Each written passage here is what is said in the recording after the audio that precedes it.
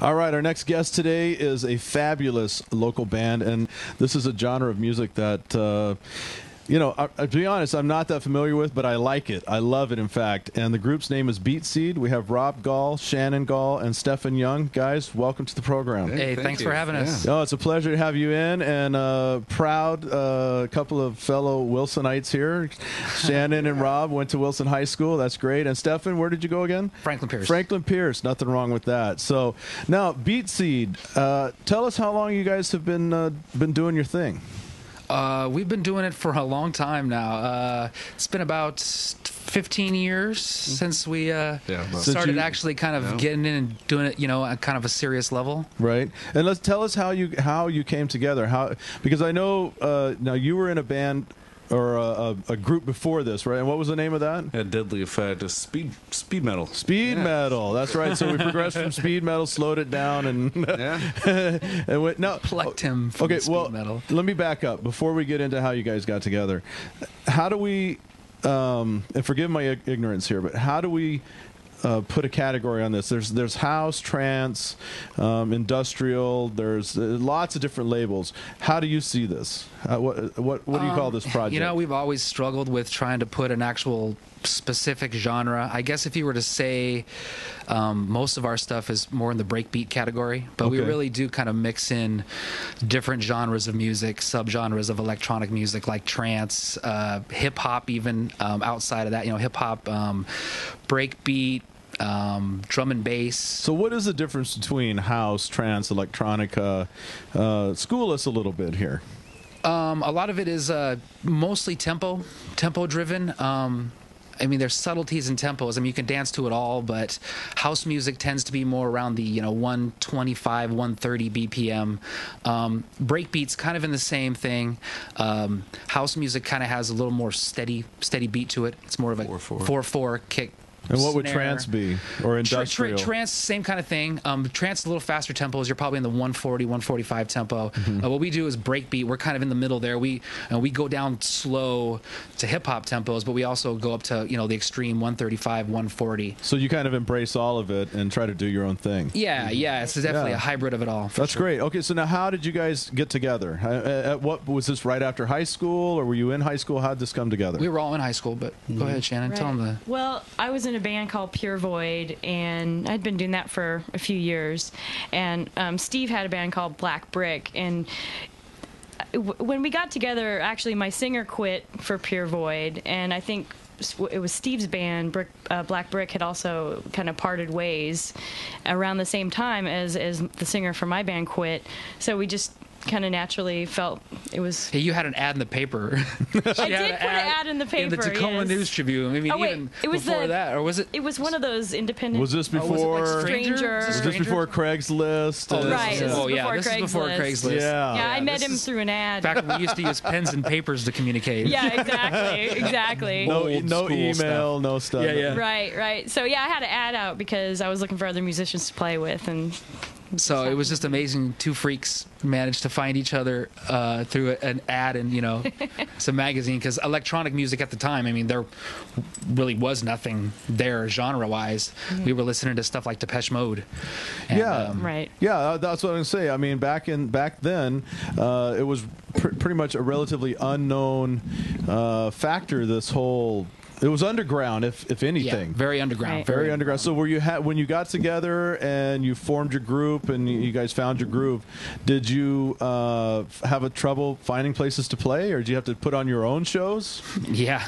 Well, at first, actually, we had written a few vocal songs and we gave them to KGRG, and we actually went to #1 locally for the first year we were writing together. Yeah. With over at KGRG, that's the Green River Community Right. College station. Yeah. Okay. Right. So we had the opportunity through KGRG to play some shows that they sponsored. Right.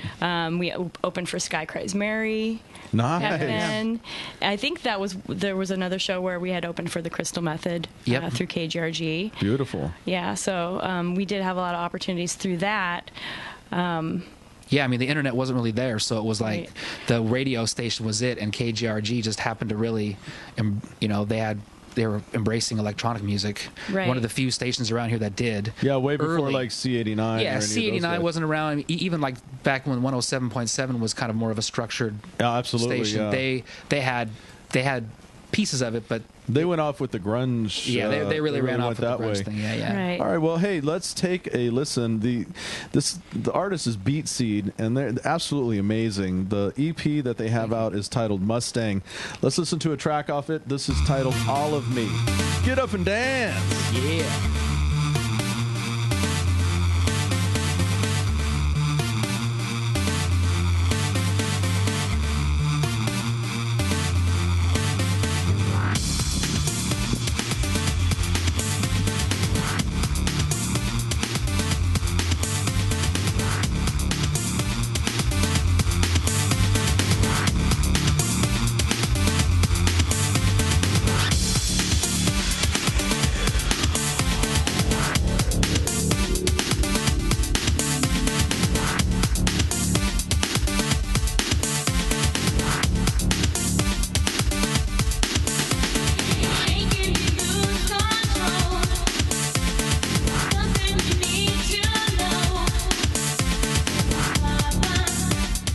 So the name of the title track there is All of Me. The EP is Mustang. Shannon, that's you on the vocals? That's correct. Beautiful stuff right there. Thank you. Now, we talked a little bit about some of the people you've opened up for. Tell us about some of the TV programs that have picked up your music, and I assume they're using them in the background tracks and so forth. Name off some of those. It's an impressive lineup. Oh, okay. Well, our last CD, our full length that we did, was Boombox Theory, and that was licensed by MTV's Real World. Oh, okay. And they played 9 of the songs on the album through a bunch of different episodes. I don't have them all memorized. Episode 4, but- episode 2, Tony meets Manure. Right. So that was good. Currently, the Mustang EP, Mustang, was licensed to MTV Network for The City and for Taking the Stage, Fame. So these will be on their 2010 episodes. Also, Oxygen Network, The Stylist, and Keeping Up with the Kardashians. Wow. Oh, my favorite. Don't we all want to keep up with them? But we want to keep up with your music on there, yeah, for sure. And then MTV licensed Mustang again for Road Rules and The Real World. And then Chloe and Court take on Miami. Mustang's going to be on that one. And then Bravo Network licensed Ocean for NYC Prep. Absolutely Excellent. impressive. Yeah. So within that, have you ever been approached to do any movie soundtracks or anything in film? Yeah, well, we had a couple of movies previously from the last album, and one of them was The Party, which took first place in the Canadian Independent Film Festival. So it was really cool. And Those stellar Canucks. yeah, Yeah, and, go Canucks. We love and then Canada. there's a couple other independent films that have used our music. You know, we like to encourage that stuff because it really fits well for. It's kind of a second outlet for our style of music.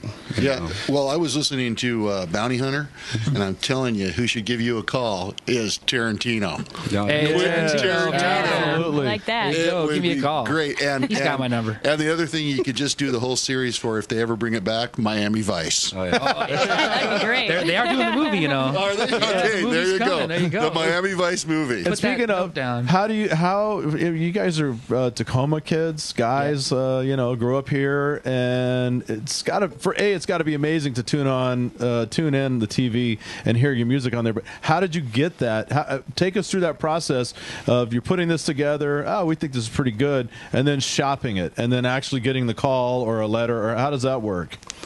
It's just been a long haul, you know. I mean, we never really we've had a lot of stuff out there that we've kind of shopped, and it was like, no, you guys aren't ready. So it was a process of doing that a few times, and finally, the music is up to the level that these guys, want for their TV shows. So it's been, we've shopped a lot of stuff and had a lot of no's before we got yeses. Well, and for like the Boombox Series CD, when this was at the beginning of the internet.